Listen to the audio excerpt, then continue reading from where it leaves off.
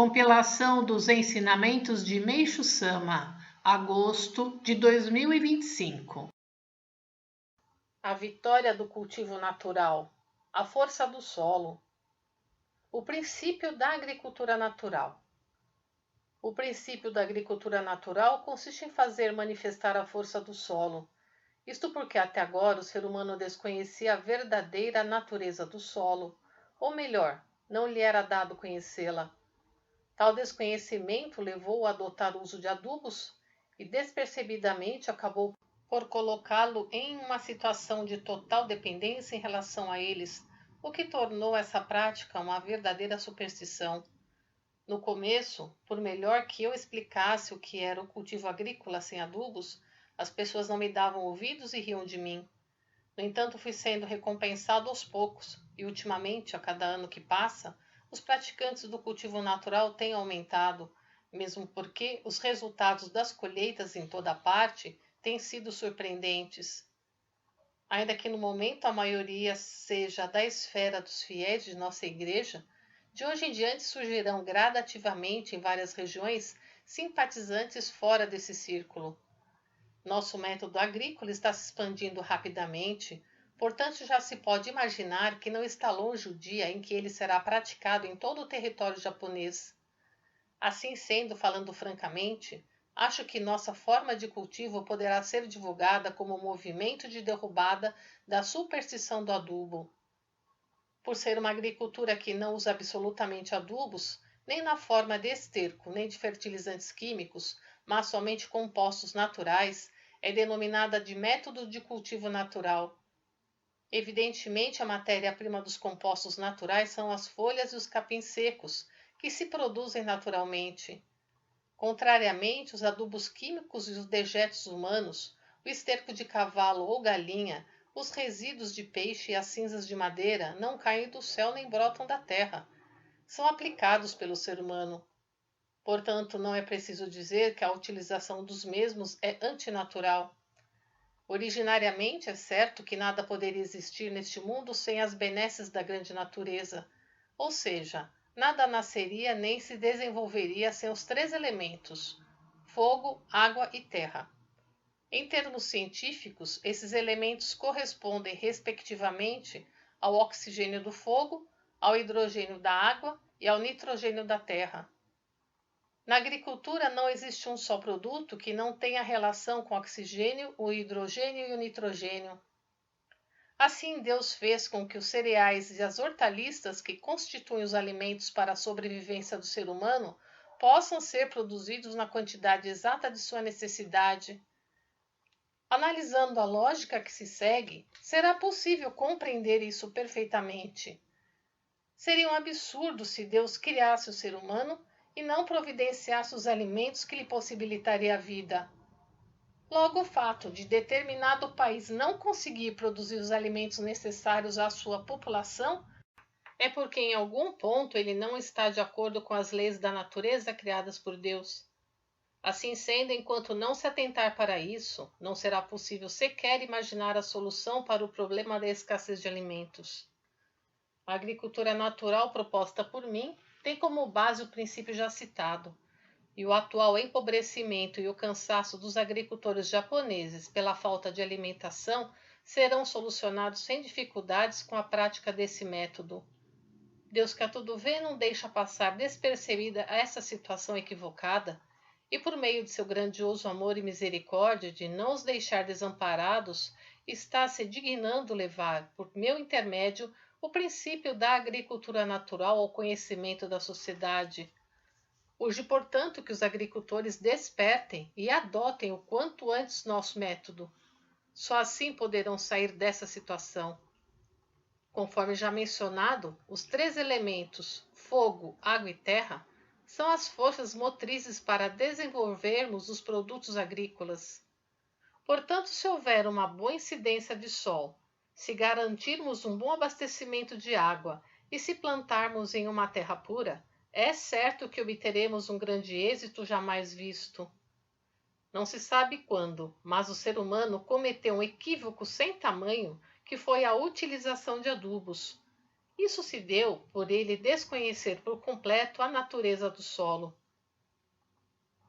Efeitos contrários dos adubos. No início, a aplicação de adubos traz considerável resultado. Todavia, se essa prática durar por muito tempo, a ocorrência gradativa de efeitos contrários será inevitável, ou seja, as plantas vão se enfraquecendo, perdem a capacidade inerente de absorver os nutrientes existentes no solo e alteram suas características, precisando assimilar adubos como nutrientes. Poderão compreender melhor se fizermos uma analogia com os toxicômanos. Quando alguém começa a fazer uso de drogas, sente uma sensação muito agradável e durante certo período, muitas vezes, o funcionamento do cérebro se torna mais vivaz. Por não conseguir esquecer esse prazer, a pessoa pouco a pouco se aprofunda cada vez mais no vício e não consegue livrar-se dele. Nessa condição, quando o efeito do tóxico acaba, ela fica em estado de letargia ou sente dores violentas e nada consegue fazer.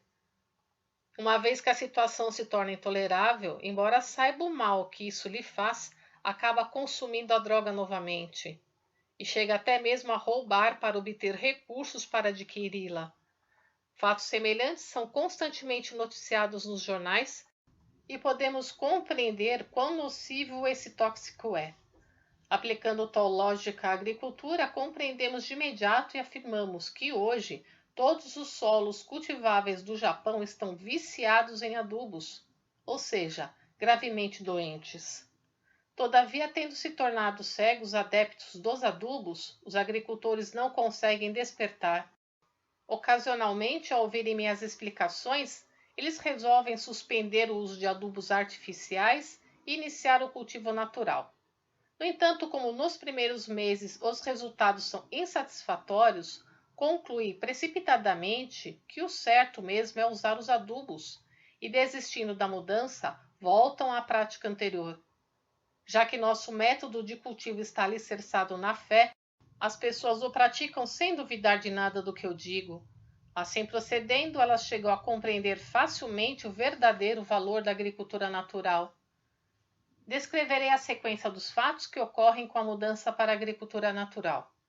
No caso do arroz, ao se transplantarem as mudas para o arrozal, durante algum tempo a coloração das folhas não é satisfatória e os talos permanecem finos e, no geral, o pé de arroz apresenta-se visivelmente bem inferior aos dos demais arrozais convencionais. Isso dá ensejo à zombaria por parte dos agricultores vizinhos, o que leva o produtor iniciante da nossa agricultura a vacilar, questionando se está no caminho certo. Cheio de preocupação e aflição, ele começa a orar a Deus. Passados 2 ou 3 meses, os pés de arroz começam a se tornar mais viçosos e na época do florescimento pode ser observada uma ampla recuperação, o que traz um grande alívio para o agricultor. Finalmente, às vésperas da colheita, seu desenvolvimento já se apresenta normal ou até maior, o que tranquiliza os agricultores. Ao se proceder à colheita, ocorre o inesperado. O volume da produção do arroz, por exemplo, ultrapassa as previsões. Ademais, o produto é de boa qualidade, possui brilho e consistência e seu sabor é inigualável. Geralmente ele se enquadra na classificação tipo 1 ou 2 e, na pior das vezes, no tipo 3. Seu peso é também maior em uma proporção de 5 a 10% acima do peso do arroz cultivado com adubos. E o mais interessante é que, devido à sua consistência, o rendimento não se reduz com o cozimento. Ao contrário, aumenta em 20% ou 30%.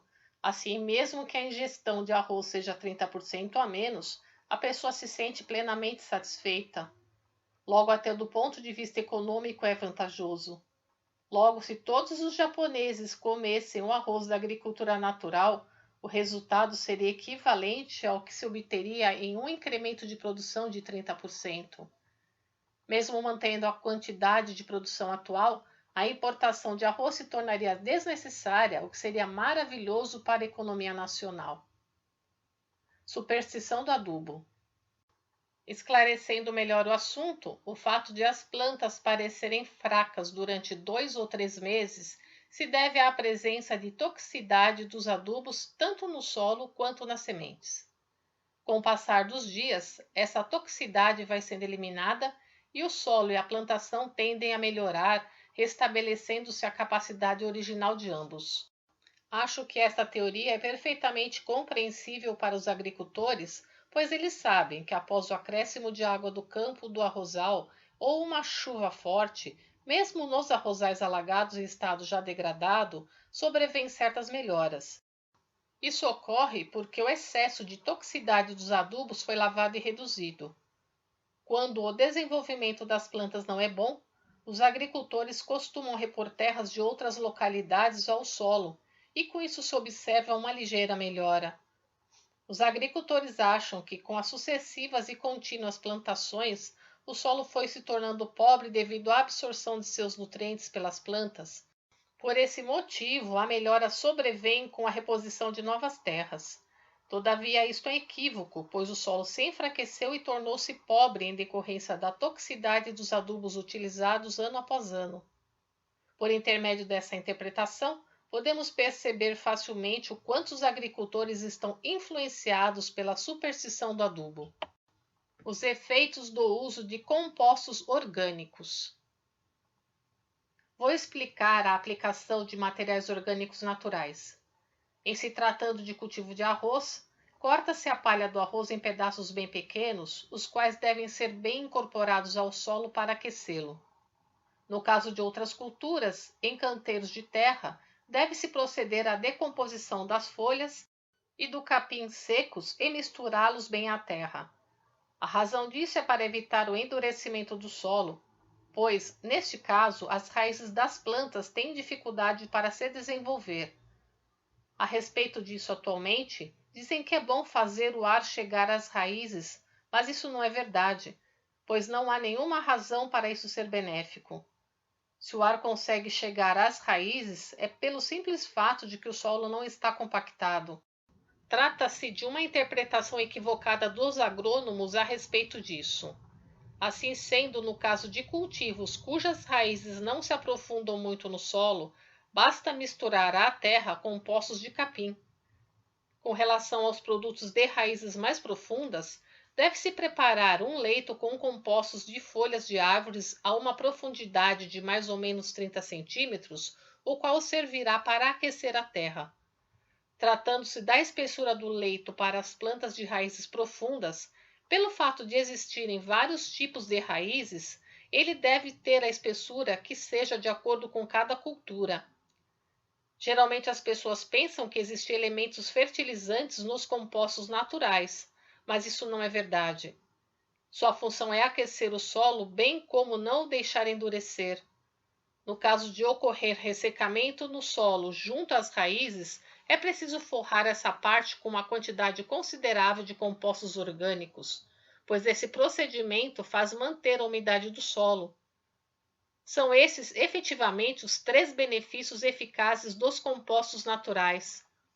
Como puderam compreender pelo que foi exposto, a base da agricultura natural consiste em vivificar o solo, o que significa conservá-lo sempre puro, não utilizando impurezas como os adubos artificiais.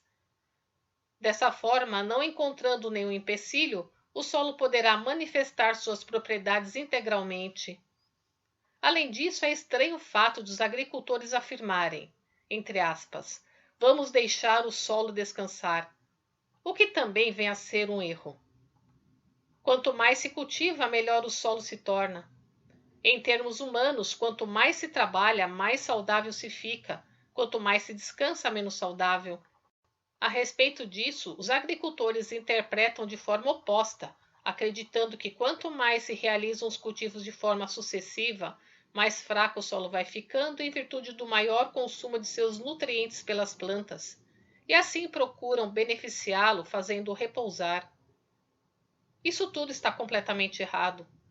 Devido aos equívocos, os agricultores acham que a cultura repetitiva é danosa e mudam a área de plantio todos os anos, o que lamentavelmente é uma ignorância e está fora de cogitação. Cultura repetitiva, colheita farta. Assim, em nosso método de cultivo, consideramos a cultura repetitiva uma prática benéfica. Uma prova disso é o milho que venho produzindo por 7 anos em Gora, Hakone, em uma terra misturada com pequenas pedras e que, sem dúvida, seria classificada como incultivável. Apesar da má qualidade do solo, a colheita deste ano foi maravilhosa. As espigas mais longas que o normal, os grãos bem juntinhos e enfileirados, mais adocicados, macios e saborosos. Por que digo que a cultura repetitiva é boa?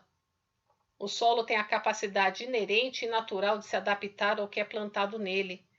Se fizermos uma comparação com o ser humano, poderemos compreender melhor. As pessoas que executam trabalhos braçais têm seus músculos desenvolvidos. Os escritores que usam mais a cabeça têm o intelecto evoluído. Por essa mesma razão, quem muda constantemente de profissão ou de localização não obtém sucesso, o que nos leva a concluir o quanto os agricultores estiveram errados até hoje. As boas novas para a sericultura.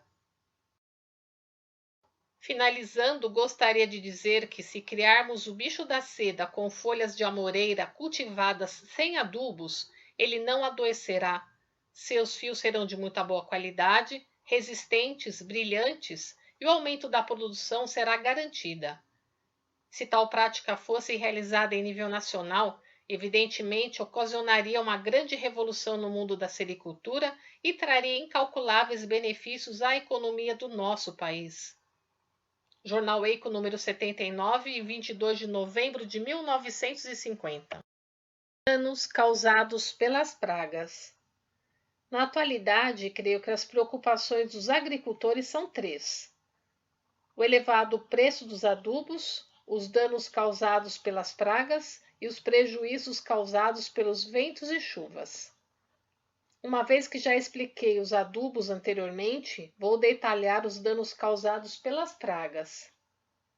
Se começo a explicar a partir da conclusão, basta pensar que as pragas se originam dos adubos. Já que o solo se torna impuro por causa desses adubos, suas características se degeneram, sua capacidade diminui e acabam restando apenas as impurezas. E, naturalmente, quando a matéria é impura, acaba apodrecendo e surgem os vermes e as bactérias. Se esta é a lei que rege a matéria, nela se enquadram também os produtos agrícolas. A evidência disso está no aparecimento de larvas nos depósitos de esterco. Devido à existência de diversos tipos de adubos, é que se originam as várias espécies de pragas. Dizem que ultimamente surgiram novas espécies de pragas, mas isso nada mais é que a consequência do aparecimento de novos adubos.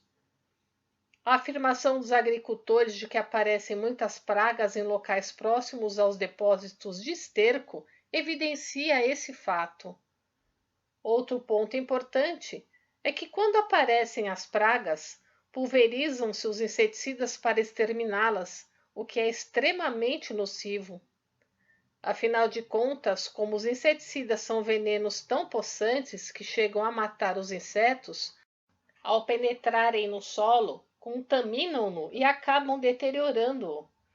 Assim, o que nele for cultivado sofrerá a ação da toxicidade dos adubos somada a outra toxina.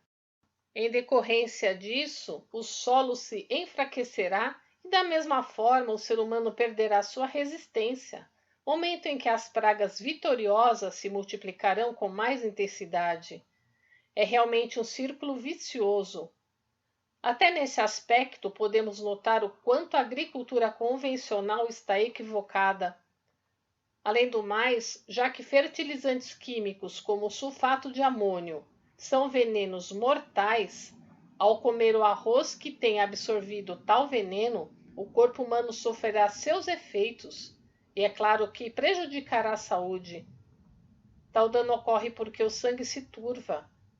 Afinal de contas, se o alimento principal é ingerido 3 vezes ao dia, durante anos, mesmo que a quantidade de veneno ingerido em cada refeição seja ínfima, ele se acumula ao longo do tempo e torna-se a causa das doenças. Comentários sobre a agricultura natural em 15 de janeiro de 1951. Como devemos analisar a questão dos nutrientes? Publicado no jornal Eco número 17, em 9 de julho de 1949. Escrevi anteriormente o ensinamento A Comédia dos Nutrientes. Como ainda tenho pontos a esclarecer, gostaria de acrescentá-los.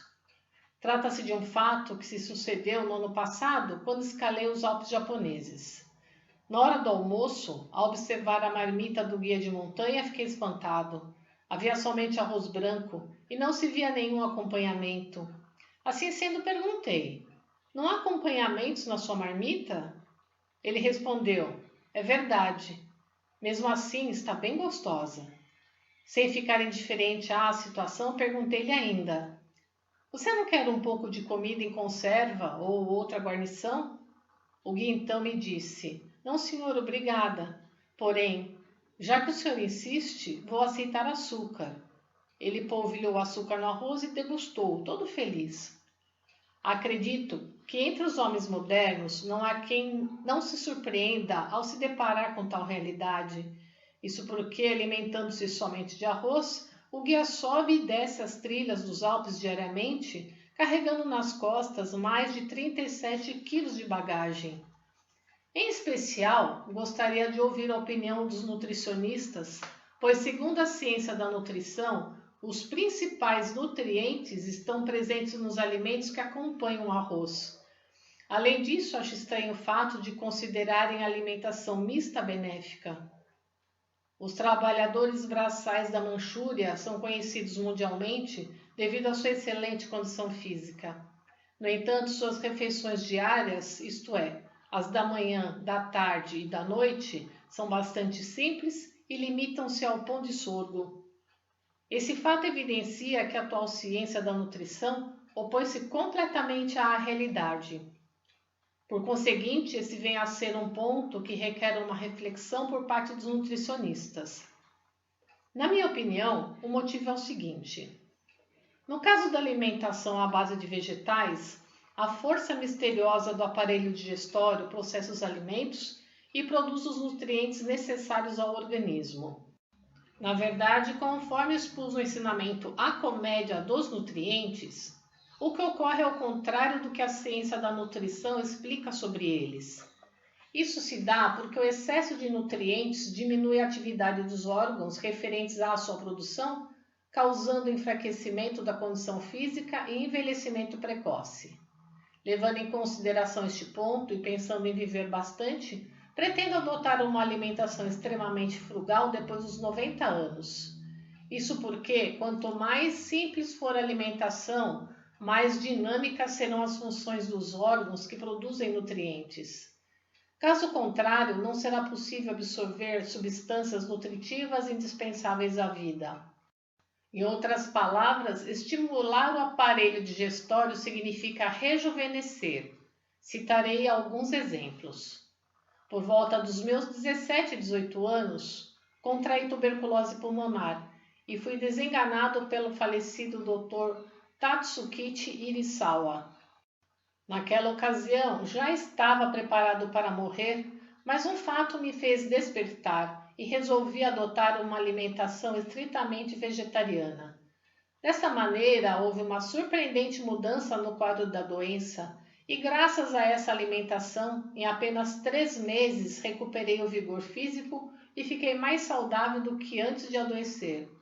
Desde então compreendi que a ciência da nutrição estava bastante equivocada. Após isso, 2 parentes consanguíneos que sofriam de problemas pulmonares curaram-se ao adotarem alimentação vegetariana. Naquela época, evidentemente, eu ainda não professava fé e, portanto, fomos curados somente pela alimentação vegetariana. Desde os tempos antigos, existe o termo Sennin, que significa eremitas das montanhas. De fato, eles existiram e não se trata em absoluto de nenhuma mentira. Se os senhores acompanharem as narrativas Histórias de Torakichi e O Monge Akiba Sanjakubo, que serão publicadas a partir de agora na revista Chijo Tengoku, certamente a acreditarão. Creio que se convencerão ainda mais disso ao apreciarem o registro de Michiaki Goto, que ainda está vivo, e de seu mestre o eremita Zuikei. Os eremitas, sem dúvida, se originaram na Coreia. Afinal, como é o aprimoramento para ser um eremita? No início, sua alimentação diária consiste em 3 grandes manju, feito com farinha de trigo sarraceno, misturada com folhas de pinheiro bem picadas. À medida que a pessoa vai se acostumando, a quantidade é reduzida para 2 e no final para apenas 1 manju. Daí em diante o aprimoramento fica mais difícil, visto que o eremita passará a viver bebendo apenas água, sem comer nada. Dizem que a maioria acaba sendo reprovada nessa fase, mas os que conseguem transformam-se em verdadeiros eremitas. Desde os tempos antigos, afirma-se que eles se alimentam de névoa, o que de fato não é mentira. Li um livro no qual constava a idade dos eremitas das montanhas. O mais idoso tinha 800 anos, havia outro com mais de 600 anos e assim sucessivamente. Segundo o referido livro, não era raro ver eremitas com aproximadamente 300 anos. Quanto à longevidade humana, tive a oportunidade de ver a árvore genealógica de Sukune no Takenouchi. Trata-se de um documento confiável, uma vez que até hoje é preservado como referência da família Takenouchi. Nele consta que houve um familiar que viveu mais de 349 anos. Posteriormente, 2 ou 3, cerca de 330 anos. Acredito que Sukune no Takenouchi, com 306 anos, ocupava o 4º ou 5º lugar. Aos poucos, seus familiares passaram a morrer mais cedo e no final do período Tokugawa, 1603-1868, a expectativa de vida permaneceu entre 120 e 130 anos. No período Meiji, 1868-1912, ela diminuiu ainda mais, caindo para a casa dos 90 e depois para os 80. Hoje já se iguala à média de vida das pessoas em geral. Creio que haja um motivo para a gradativa redução da média de vida citada anteriormente. Em minha opinião, penso que seja pela seguinte razão.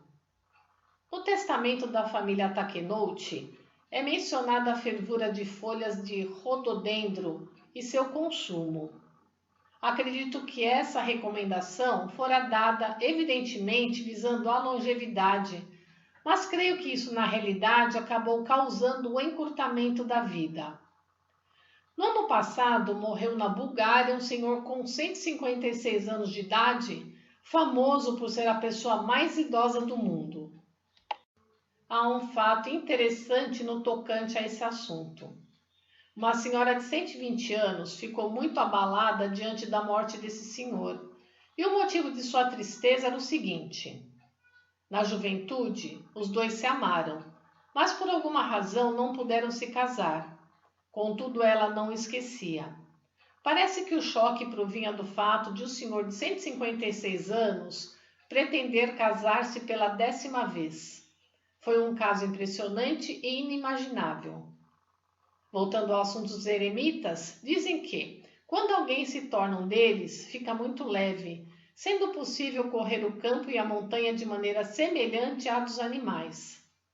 Estou convencido disso porque, após 3 meses de alimentação vegetariana, meu corpo apresentava-se bastante ágil e, a título de experiência, pulei várias vezes do telhado. Mesmo subindo em locais altos, por incrível que pareça, não sentia medo.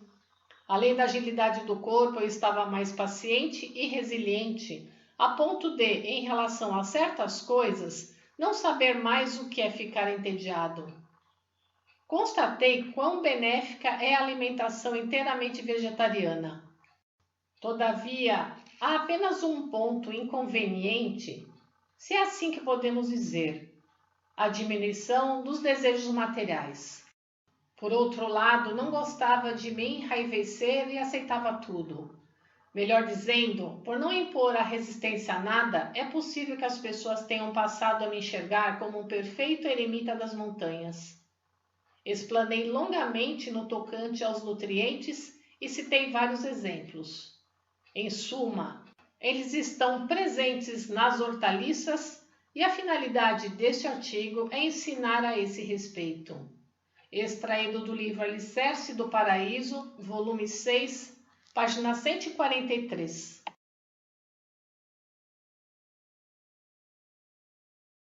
A cultura que negligencia a natureza. Publicado na coletânea Série de Cão, volume 12, em 30 de janeiro de 1950. Hoje, apesar de a cultura ter progredido no Japão, ainda há diversos impasses. Porque os fatos não transcorrem conforme o previsto? Com base no que eu tenho observado, há um grande e fundamental equívoco e parece que a sociedade em geral não o percebe. Observemos a esfera política. Por alguma razão, até os dias atuais, vemos que os jornais estão sempre repletos de notícias de que mesmo quando o governo propõe uma medida e o parlamento aprova, na hora de sua execução, esta quase sempre falha. Portanto, não é exagero dizer que a coluna de assuntos governamentais nos jornais é o registro do fracasso destas medidas. E a que se deve este fracasso? Do meu ponto de vista, essa falta de êxito não passa da negligência no que diz respeito à natureza. E não é só na política. As pessoas no momento presente acreditam que, seja em que setor for, é sempre melhor recorrer ao que é produzido pelas mãos humanas, crendo firmemente que isso representa progresso cultural, o que é problemático. Por conseguinte, até no setor político, planejam-se e propõem-se medidas desnecessárias que, de maneira oposta, acabam causando mais danos. Prova disso é a criação aleatória de estatutos, acarretando um excesso de regulamentos. Qualquer pessoa fala sobre o liberalismo, mas com base na minha experiência, nos períodos Meiji e Taisho, talvez o povo fosse muito mais livre. Conforme mencionei, hoje em dia tudo é realmente mais limitado, o que se deve ao excesso de regulamentos. Preso às regras, o povo não consegue nem se mover. Contudo, o interessante é que não é só o povo. Os funcionários públicos, igualmente tolhidos por essa prisão de regulamentos, às vezes se veem em apuros. A maior evidência é que não conseguem escapar das normas ao se depararem com alguma questão que, com base no bom senso ou na compaixão, não seria tão condenável.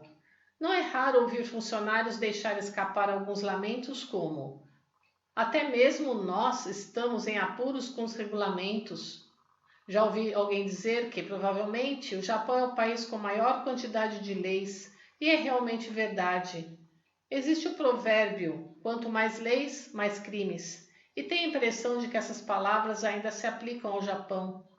Sendo assim, ao examinar por que chegamos a esse ponto, podemos encontrar vários motivos, mas dentre eles o mais importante é a Grande Guerra. Na época, houve um grande esforço na mecanização do povo. Uma máquina é colocada em um local determinado e operada de uma maneira estabelecida.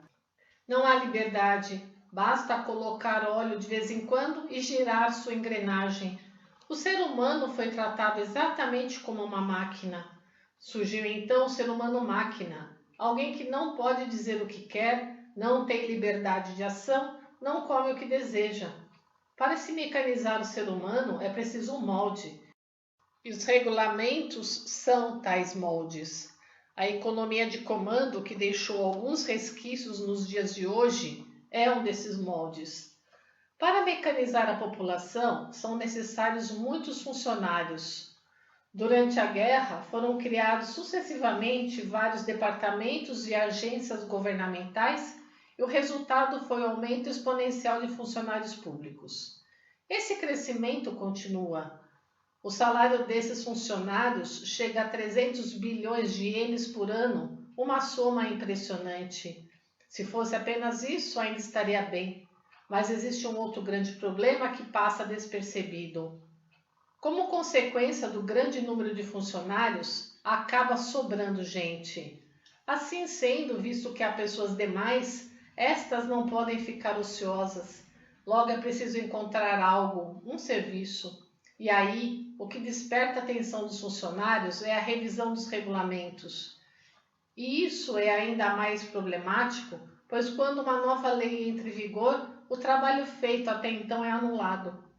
Métodos e meios para lidar com a nova lei também começam a surgir, amadurecem e quando tudo volta a correr sem obstáculos, o serviço que antes levava uma semana passa a ser feito em 3 dias e os funcionários voltam a ficar desocupados.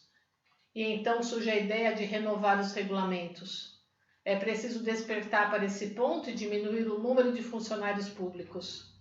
Para tanto, é necessária uma medida drástica, implementar uma reestrutura administrativa. Creio que tudo o que eu disse até este momento, direto ou indiretamente, trará grandes prejuízos à nação. Ouve-se falar bastante que na Inglaterra e nos Estados Unidos há muitas pessoas que permanecem na mesma profissão durante décadas. Todavia, no Japão, quase não se vê casos semelhantes. Talvez não exista nenhum outro país como o Japão em que tudo muda vertiginosamente. Traduzindo esse princípio fundamental em poucas palavras, posso dizer que o fato advém da negligência do japonês com a natureza. Para este, a interferência do ser humano indica progresso cultural. Discorri principalmente sobre a política, mas desejo falar sobre outros setores. Por exemplo, o cultivo de produtos agrícolas sem uso de fertilizantes, preconizado por mim, que vem obtendo grande êxito. Desde seu primeiro número, temos publicado em nosso jornal relatos de sucesso com resultados surpreendentes, utilizando apenas os componentes do solo e compostos orgânicos.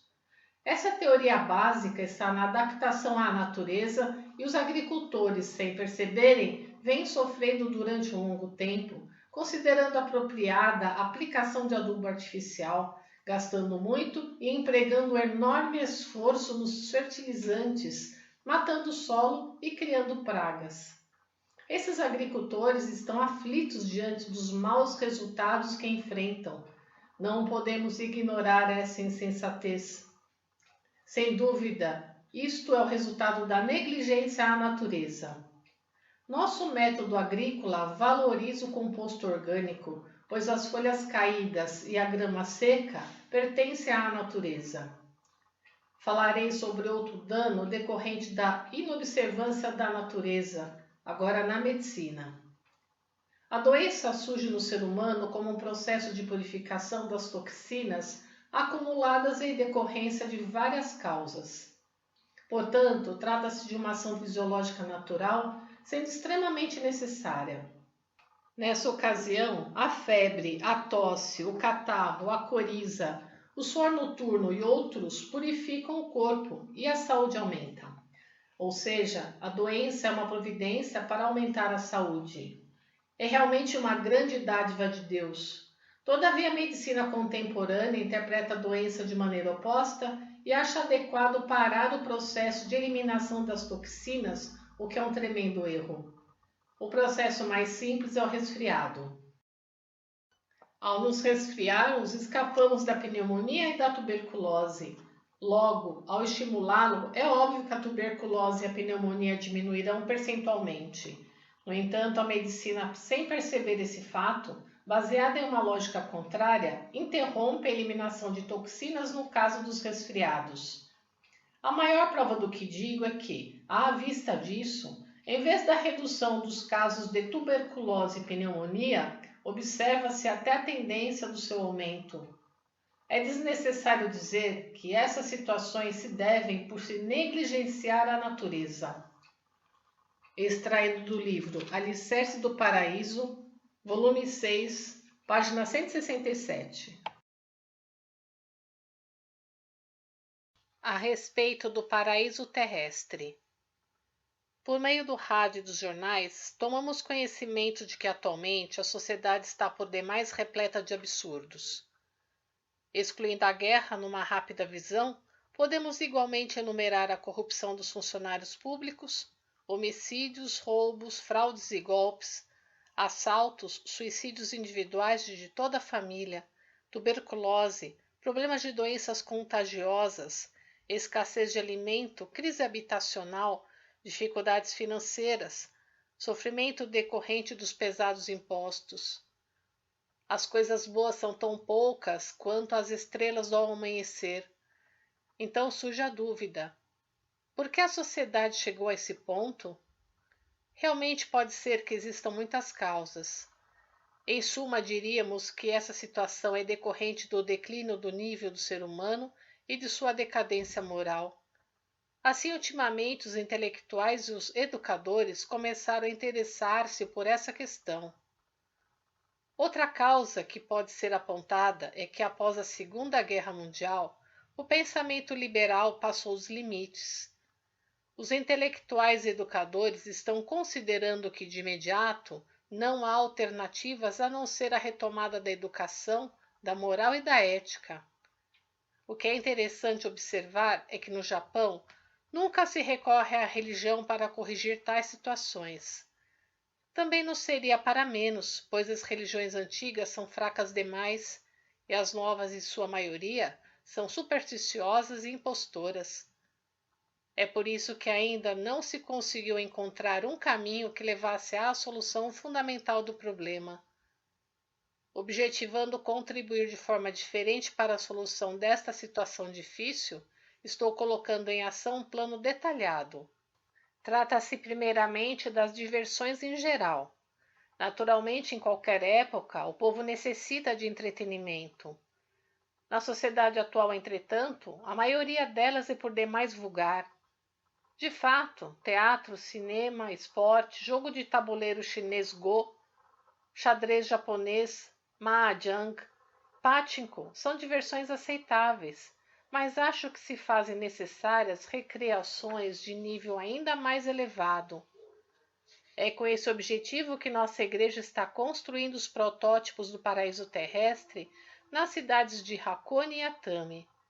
Conforme já escrevi várias vezes, nesses locais será construído o paraíso ideal, onde se acham perfeitamente harmonizadas a beleza natural e a beleza criada pelo ser humano. É um grandioso projeto que não creio que já tenha sido feito por alguém no mundo todo. Não é um autoelogio, mas as pessoas ao visitá-los ficam encantadas com a atmosfera tão diferente do mundo trivial e infernal ao qual estão acostumadas e, evidentemente, esquecendo-se de tudo, até sentem estar sobre as nuvens. Prova disso são os elogios feitos em geral, até mesmo antes de termos chegado à metade da obra. O protótipo do paraíso terrestre de Hakone já está próximo de sua conclusão, mas como é uma obra de pequena escala, falarei a respeito do protótipo de Atami, que atualmente se encontra em plena construção. No jardim de aproximadamente 100.000 metros quadrados, em um terreno acidentado com altos e baixos, estão sendo plantados arbustos e árvores que dão flores como ameixeiras, cerejeiras, azaleias, mescladas com árvores verdejantes. Também está em fase de preparação a construção de canteiros de flores com as mais diversas variedades. Ao observarmos não só a beleza que encantará nossos olhos na primavera, mas também o panorama espetacular da Baía de Sagami, que se pode avistar ao fundo, creio que não seria exagero dizer que o protótipo de Atami é um grandioso e ideal Jardim do Éden, situado no melhor local da cidade de Atami. Além do mais, para acrescentarmos uma beleza ainda maior ao lugar, construiremos um museu de referência de belas artes, cuja conclusão certamente fará com que o protótipo do paraíso terrestre de Atami se torne inevitavelmente alvo de admiração, tanto de japoneses como de estrangeiros. Por conseguinte, qualquer pessoa que visite esse local purificará seu espírito maculado pelas condições do mundo e sua alma, completamente árida, será regada na própria fonte. Assim revigorada, seu trabalho renderá mais e, naturalmente, sua moral também se elevará. Portanto, a contribuição que o protótipo do paraíso terrestre prestará ao sentimento das pessoas em geral será inestimável. Jornal Eco número 137, em 1º de janeiro de 1952. Método para a mulher se tornar bela, publicado no Jornal Ricari número 25, em 3 de setembro de 1949. Em linhas gerais, a beleza feminina pode ser classificada em 3 tipos. A. Beleza artificial. B. Beleza natural. E C. Beleza de sentimentos. A beleza artificial é a que se obtém por meio de maquiagens como batons, entre outros. A natural é decorrente da saúde. Nesse caso, a pessoa é corada e muito vivaz. Já a beleza de sentimentos diz respeito à beleza interior, que atrai a consideração e a estima das pessoas. Atualmente, as mulheres procuram mostrar-se mais belas usando cosméticos em excesso, como pó de arroz, rouge, batom. Elas procedem dessa maneira porque se esquecem de que há outros meios de ficarem bonitas, além do recurso artificial. Existe um método para as mulheres se tornarem realmente belas em essência, sem precisar dos cosméticos caríssimos aplicados atualmente. Trata-se do belo que provém da saúde, da purificação do sangue. Eis a verdadeira beleza. Esse método consiste em receber de orei e não tomar ou usar nenhum medicamento. Devido ao grande consumo de fármacos, a pele apresenta-se sem viço, enrugada como a dos idosos, e além disso o rosto é pálido ou arroxeado. Na tentativa de esconder tais imperfeições, as mulheres consomem cosméticos exageradamente. É evidente, porém, que, se os sentimentos não forem belos, não se poderá dizer que sua beleza seja verdadeira. Aqui se nota a importância da fé. A prova disso é que as pessoas que ingressam na nossa igreja adquirem, com o passar do tempo, uma beleza irreconhecível. Extraído do livro Alicerce do Paraíso, volume 6, página 136. Socialização da arte. Vou explicar o significado fundamental do Museu de Belas Artes de Hakone que construí recentemente. Como sempre digo, o objetivo da nossa igreja é criar um mundo perfeitamente consubstanciado na verdade, bem e belo. Como expressão do belo, concebi uma obra de arte inédita que até hoje ninguém tentara, unindo a beleza artificial à natural.